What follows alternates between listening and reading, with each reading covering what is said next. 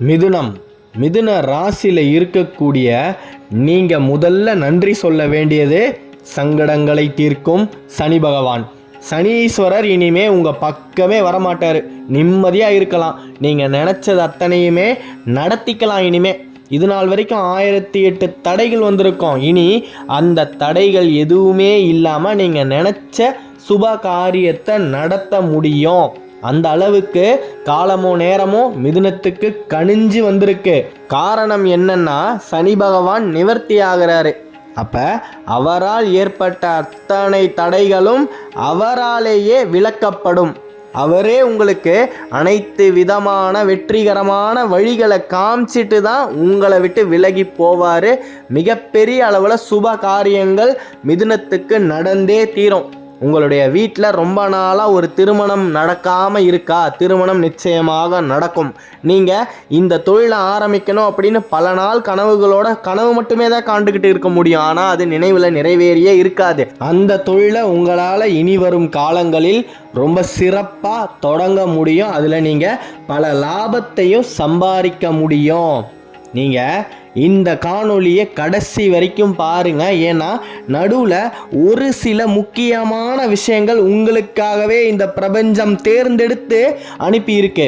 தயவு செய்து முழுமையாக பார்க்கணும் அப்படின்னு நான் இந்த இடத்துல ரொம்பவே தாழ்மையாக வேண்டி கேட்டுக்கிறேன். உங்கள் வீட்டில் இருக்கக்கூடிய அழுக்கு துணிகளை தயவு செய்து தினந்தோறும் துவைக்க பழகுங்க. எந்த ஒரு காரணத்தை கொண்டும் அழுக்கு துணிகளை மூட்டை மூட்டையாக சேர்த்து வைக்க வேண்டாம். அழுக்கு துணி எந்த இடத்துல இருக்கோ அந்த இடத்துல துர்நாற்றங்கள் நிச்சயமாக உருவாகும். துர்நாற்றத்தில் எந்த தேவி வாசம் செய்வாள் அப்படின்னா, ஸ்ரீதேவியின் அக்கா மூதேவி மட்டுமே தான் அந்த இல்லத்தில் குடியிருப்பாள். மூதேவி இருக்கும்போது அந்த தேவியோட தங்கை ஸ்ரீதேவி நிச்சயமாக உங்களுடைய இல்லத்தில் இருக்கவே மாட்டா. அந்த தேவிக்கு பிடிக்கவே பிடிக்காது. தயவு செய்து அழுக்கு துணிகளை தினந்தோறும் துவைத்திடுங்க. மிகப்பெரிய அளவில் உங்களுக்கு பணப்பெட்டி நிரம்பிக்கிட்டே இருக்கும். உங்களுடைய தொழில் முன்னேறிக்கிட்டே இருக்கும். நீங்கள் எந்த அளவுக்கு உங்களுடைய பூஜை அறையை சுத்தமாக வச்சுக்கிறீங்களோ அந்த அளவுக்கு உங்களுக்கு செல்வம் பெருகிக்கிட்டே இருக்கும். இத்தனை நாள் மிதுனத்தோட காதுக்கு இந்த விஷயம் வந்து சேராமல் இன்னைக்கு சேர்ந்திருக்கு அப்படின்னா உங்களுடைய குலதெய்வம் எடுத்த முடிவு இது. இனி மிதுனம் வாழ்க்கையில் தோக்கவே கூடாது அப்படின்னு. காரணம், மனசெல்லாம் அவ்வளவு கஷ்டங்கள், அவ்வளவு மன வலிகள். படுத்தா மிதுனத்தால் தூங்கவே முடியாது. எல்லாரும் படுத்த உடனே தூங்கிடுவாங்க. ஆனால் நீங்கள் தூங்குறதுக்கு மட்டும் 2-3 மணி நேரம் ஆகும். ஏன்னா அவ்வளவு மன வலிகள். மனசெல்லாம் எப்படியாவது பணத்தை சம்பாரித்து நம்ம ஏளனமாக பேசியவர் முன்னிலையில் நாம் தலை நிமிர்ந்து வாழ்ந்து காட்டணும் அப்படின்ற ஒரு வைராக்கியத்தோடையே தினம் வாழ்ந்துக்கிட்டு இருக்கக்கூடிய ராசி அப்படின்னா அது மிதுனம் மட்டுமே தான். எவ்வளவு கீழ்த்தனமான பேச்சுகள் தெரியுமா? உற்றார் உறவினர்கள் மத்தியில் உங்களை பார்த்து நீங்கள் வாழ்க்கையில் முன்னேறவே மாட்டீங்க அப்படின்னு சொன்னவங்க முன்னாடி ரொம்ப கர்வமாக நீங்கள் வாழ்க்கையில் முன்னேற போகிறீங்க. அவங்க முன்னாடி நெஞ்ச நிமித்தி நடக்க போகிறீங்க. இனி உங்களுக்கு தொழிலில் சரிவே கிடையாது. இத்தனை நாள் ஜான் ஏறுனா மொழம் சறுக்கி இருக்கும். ஏன்னா சனி பகவான் அங்கே தடைகளை ஏற்படுத்திக்கிட்டு இருந்தார். இனி அவர் உங்களை விட்டு விலகப் போகிறார். அப்படி இருக்கும் சூழ்நிலையில் இனி உங்களுக்கானதை எவராலும் தட்டி பறிக்கவே முடியாது. தைரியமாக இருங்க. உங்களுக்கானது உங்களுக்கு மட்டுமே தான். வேற எங்கேயும் போகாது. அதை வேற யாருமே எடுத்துகிட்டு போயிடவே முடியாது. தயவு செய்து எந்த ஒரு சூழ்நிலையிலையும் நீங்கள் குலதெய்வத்தை மனசில் நினைக்கிறத விட்டுறாதீங்க. குலதெய்வத்தை போய் உங்களால் நேரில் நின்று கும்பிட முடியலனாலும் பரவாயில்ல. அந்த தெய்வம் இந்த ஜகத்தில் எந்த மூலையில் இருந்தாலும் அந்த தெய்வம் உங்கள் மேலே காட்டக்கூடிய கருணையை காட்டிக்கிட்டே தான் இருக்கும். உங்களுக்கு நேரம் கிடைக்கும் பொழுது தயவு செய்து குலதெய்வத்தை தேடி கண்டுபிடிச்சி போய் அந்த தெய்வத்து முன்னாடி ஒரே ஒரு நாள் உங்களுடைய நேரத்தை செலவழிச்சிட்டு வாங்க. மிகப்பெரிய அளவில் உங்களுடைய வாழ்க்கையில் மாற்றங்கள் நிகழப்போகுது. அந்த மாற்றங்கள் நிச்சயமாக உங்களுக்கான ஏற்றங்களே. இனி உங்களுக்கு சரிவே கிடையாது. இத்தனை நாள் ஜான் ஏறுனா மொழம் சறுக்கி இருக்கும். அதற்கெல்லாம் காரணம் எல்லாமே விதியின் கோட்பாடுகள் படிதான் நடக்கும் இல்லையா? உங்களுக்கு என்ன கிடைக்குமோ அது கிடைத்தே தீரும். உங்களுடைய முயற்சி என்னைக்குமே வீண் போகாது. தயவு செய்து குலதெய்வம் எந்த மூலையில் இருந்தாலும் அந்த தெய்வத்தை தேடி கண்டுபிடிச்சி அந்த தெய்வத்து முன்னாடி போய் நின்று அலங்காரித்து வழிபட்டுட்டு வாங்க. அந்த தெய்வம் உங்களுக்காக காத்துக்கிட்டு இருக்கு.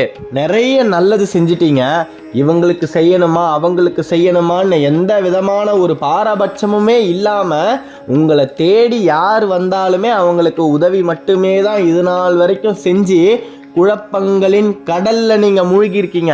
அந்த கடல்ல இருந்து எதிர் நீச்சல் போட்டு வெளியே வரக்கூடிய நேரமும் காலமும் கணிஞ்சு வந்துருச்சு. இனிமே உங்ககிட்ட யார் வந்தாலுமே அவங்க எந்த விதமான எண்ணங்களோடு உங்களை நெருங்கி வருகிறார் அப்படின்றத உங்களால சுலபமா கணிக்க முடியும். அப்பேற்பட்ட ஒரு ஞானத்தை சனி பகவான் உங்களுக்கு தந்துட்டு தான் உங்களை விட்டு விலகவே போறாரு. கடந்த 15 வருஷமா உற்றார் உறவினர்கள் முன்னாடி நீங்கள் ரொம்ப தலை குனிஞ்சு இருக்கலாம்.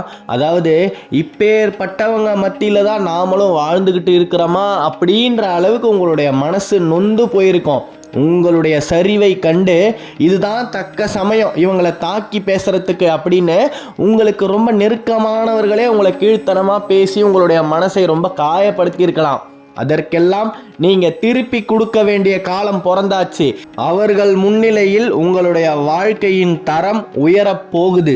இந்த தருணத்துல உங்களை ஏளனமாகவும் கீழ்த்தனமாகவும் உங்க மனசை கஷ்டப்படுத்தினவங்க உங்களை தேடி வந்து மன்னிப்பு கேட்டு உங்களுடைய ஆதரவையும் உங்களுடைய பணத்தையும் பாசத்தையும் சம்பாதிக்கிறதுக்காக உங்களை நெருங்கி வருவாங்க.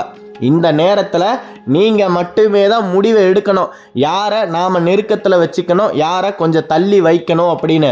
மறுபடியும் நீங்கள் ஏற்கனவே செஞ்ச தவறை திரும்பி செஞ்சு உங்களுக்கு நீங்களே பிரச்சனைகளை ஏற்படுத்திக்காதீங்க. மிதுனத்துக்கு மிகப்பெரிய ஒரு விடுதலை கிடைச்சிருக்கு. ஒரே வார்த்தையில் சொல்லணும் அப்படின்னா சுதந்திரம் உங்களுக்கு இப்பதான் கிடைச்சிருக்கு. இனி நீங்க உங்களுடைய வாழ்க்கையில சுதந்திரமான முடிவுகளை எடுக்கலாம். அடுத்தவர்களுக்கு கீழே அடிமைத்தனமான ஒரு வாழ்க்கையை வாழ்ந்துகிட்டு இருந்தீங்க இல்லையா, அந்த நரக வாழ்க்கை முடிந்தது. பாலைவனத்தில் முளைக்கக்கூடிய சோலைவனமாக மிதுனத்துடைய வாழ்க்கை மாறப்போகுது. எத்தனை நாள் தான் நீங்களும் பள்ளத்தில் விழுந்துக்கிட்டே இருப்பீங்க? அதாவது ஒரு பள்ளம்னு ஒன்று இருந்தால் அந்த பக்கம் மேடுன்னு ஒன்று நிச்சயமாக இருக்கும். அப்பேற்பட்ட ஒரு ஏற்றமான வாழ்வு மிதுனத்தை தேடி வந்தாச்சு. இனி உங்களுக்கு சுபிக்ஷமான காலம் பிறந்தாச்சு. உங்களுடைய குடும்பம் ரொம்ப நிம்மதியாக இருக்க போகுது. எவ்வளவு மன உளைச்சல் தெரியுமா உங்களுடைய குடும்பத்தில் இருக்கக்கூடியவர்களுக்கு?